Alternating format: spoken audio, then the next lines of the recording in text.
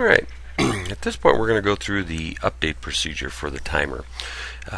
In this case we're going to do the first method, which is the network update or the online update. Second choice will be the USB update, in which you would download the various updates from our website at coloradotime.com onto a flash drive and then install it through the USB. The third option would be doing that on a floppy for those of you with the older timers that do not have USB support. So I'm going to come over here and I'm going to click on the install button. And remember, we're going to do this the network connection first. You see the three options as far as doing the update: install from USB, install from server. We have to configure the network connection. In this case, since we're going to do it from the server, we have to first configure the network connection.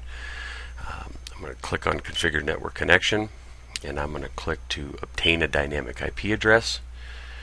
It is going to obtain this at some point here, and we may see this update, we may not. It just depends on, it handed it the same IP address. Now notice, for those of you who move your timer back and forth between home and school or wherever, your DNS server and your default gateway may not change, in which case you may have to go in and manually enter them, or we may have to do another possible workaround for that. If I'm going to go in here, I can pretty much guarantee this one's not going to work, so I'm going to click on the More button and I'm going to click on Test Connection.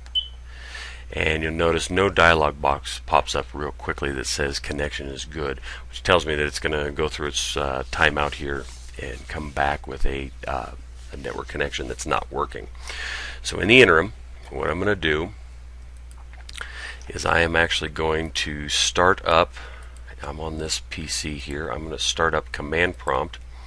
Let me bring this down into the window so everybody can see. You notice it says there at the bottom, it says connection cannot be made. I'm going to bring this up here, and I'm going to bring up an IP config, which is a command you can type in, if I could type. And I'm going to do /all. And what I'm looking for here is I'm actually looking for the default gateway and DNS server. So we see default gateway here and DNS server there, 192.168.2.1. So I'm going to go ahead and slide that out of the way here. So I'm going to come back over here onto this, and I'm going to hit the back button. So we'll click on back, and I'm going to set the DNS server, the name server. Click that, and I'm going to do on the lower right hand keypad, I'm going to do 198, hit the period, 168, hit the period again, 2.1, and I'll hit enter. It'll update the network settings. Now I'm also going to go back and I'm going to set the default gateway to the same thing. In this case, yours may be different. Obviously yours will be different. Hit the period here, 168, 1, and hit enter.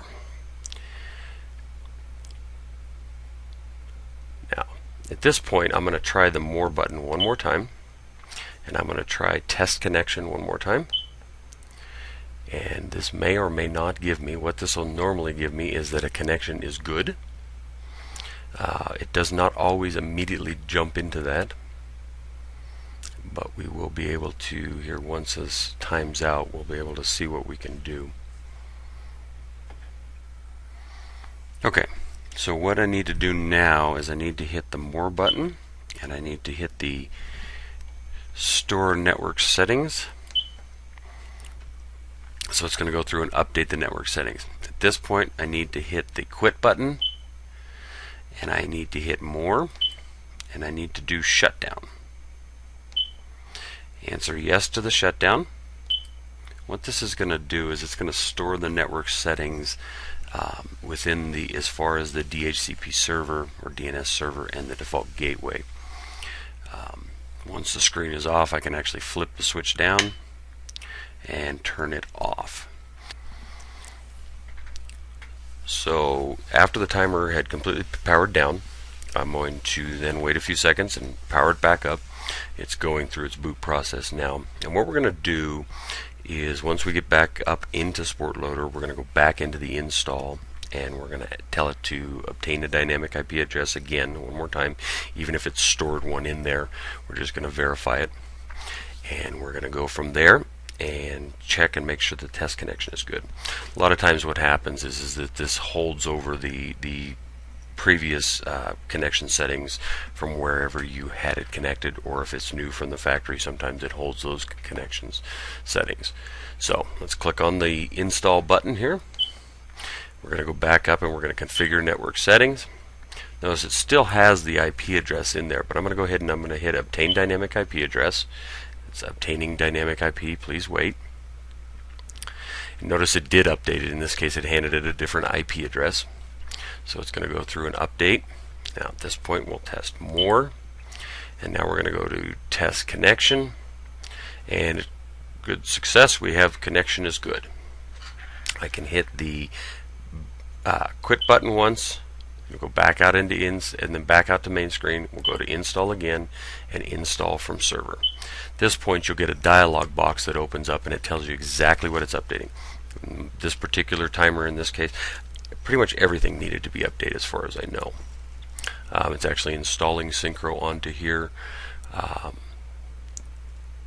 New water polo. Now, for timers that are very, very far out of date as far as the revs on not only the sports, but also for Sportloader and potentially the firmware, you may have to do this more than one time just to verify that it did indeed download and install everything. So now it's going through and it's updating the firmware. Now it's back to its main screen. Now it's going to give me this complete. Restart momentarily, and you should see that dialog dialog box disappear at the bottom there, telling me that it is back up and running. And the way we're going to check that is we're going to actually go into, we're going to hit more, and we're going to go into diagnostics. And we're going to check and see what the firmware is now. It used to be 1.42. It's now 1.44. It's Sportloader's updated to 1.12. I don't believe that one actually changed. The Linux version is still 2.6 with lib updates. If you have an older a non-USB timer, it will not say with lib updates. It will just say your Linux version. So at this point we're set. I'm going to hit the quit button, and we'll get back to the main screen. Now, in order to go back and show you how to do the update via USB, I'm actually going to go in and I'm actually going to uninstall one of the sports. So I'm going to go to more, and I'm going to go to disk, and then I'm going to go to sports programs. What I'm going to do is I'm going to scroll down here and let's just uninstall. I'll delete the selected file, which in this case is diving. I'm going to delete diving. Answer, really? Yes. So notice it'll show up as diving is not installed. I'll hit quit and I'll get out of there. Now what I need to do is I need to download the diving software onto a USB drive. So I'm going to go over here to my browser, click on Help and Support and Downloadable Software and Updates, and bring open the page. And I'm going to come down and I'm going to find diving. Now, I have the option of doing a floppy update for the older versions of the timer, and the USB in this case, what I'm going to do here. So I'm going to click on USB. It gives me a warning asking me to make sure that the System 6 has the library compatibility updates. Remember, in the diagnostics it says Linux version 2.6 and then in parentheses with lib updates. That's what it means. If your timer shows that in the diagnostic screen, you're good to go and you can click OK. So I'm going to click OK, and it's going to ask me where I want to save this, obviously. I'm going to go ahead and save this into my computer. On the computer, and I'm going to put it on this flash drive, which, if I can navigate correctly, I'll find it. Now what I'm going to do is I'm going to put it into the root of the flash drive. It looks like I already had it actually there, so I'm going to save over the top of it. Now the file is done. I can go ahead and close out of my browser. Now I have the file's been saved onto the USB. Now keep in mind it's actually very important that you put it on the root of the flash drive, not in a folder. The timer will not be able to find it if it's stored within a folder. So I've taken the flash drive out of the computer, and now I'm putting it into this. I've put it into the System 6. I'm going to go to the Install button, and I'm going to go to Install from USB. It's going to bring open the dialog box. It sees the diving.216 is there, and just like that, it's updated. Notice diving is now back on the list. So that's how fast and simple the USB is. Bear in mind, what is not on our website is the firmware, the link to the firmware. So if you need the firmware to be updated and you cannot get a network connection to do it online, then give us a call or email us at the support group, and we can get a copy of the firmware emailed off to you. Final thing I want to go over is installing and configuring a printer for the new USB enabled timers, whether it be a brand new one that you bought or one that you sent in to be upgraded to the USB capability. So what we're going to first do is we're going to go over to the Install button again. Down at the bottom we have a Configure Printers button. Notice that I have no printers are currently installed. So what I need to do is I need to come up here to Add a Printer, and it's going to go out and it's going to poll and see what's out there as far as what I've got hooked up. Comes back that I've got a USB, on USB 1 I've got a Konica Minolta. Now this happens to be kind of a strange printer in that it actually uses a driver from a different model number. Normally what you want to make sure of is that you have your printer's model number so that when you get the driver list you can actually scan down through it and find the exact one. The drivers won't find the specific printers. Printer manufacturers always have some strange way of reporting what the name and the model of the printer is, and so it's very hard for us to parse that list and find the exact specific match. So we kind of rely on you to find the model number in the list that's there. So I'm going to select this printer. Now it's going to come out and it's going to say detecting available drivers. Like I said, in this case, this particular printer that I have is actually a little different, and it will actually use a printer that is not based on the exact model number. I happen to know this one, however, does work. So now literally all I'm going to do, in this case I actually need the second driver in there, is the one that works the best. So we move down to that, and then I just simply hit select. So I select that driver. It now brings me back to the install printers. That printer driver is installed, showing that it's a USB device. Now I need to make it as the default. Set it as the default, and the little asterisk will show up next to that, and now that printer's good to go. If you want to test your printer, all you have to do is hit the test selected button and you'll get a test printout from the page.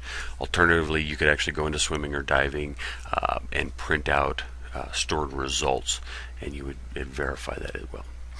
Just as a note, if you do install the USB printers, and when you want to pay attention to the printer section of the settings within swimming and diving, because a lot of the settings within there no longer apply when you set a default printer in this method. Now, if I did not have this hooked up as USB, I could have done the exact same thing on the LPT port or the parallel port, and gone through the same thing, gone through the list of printers that were available under that model number or that manufacturer, find the model number I need, and then install the driver, and then make sure that you set the selected as the default, and you're good to go.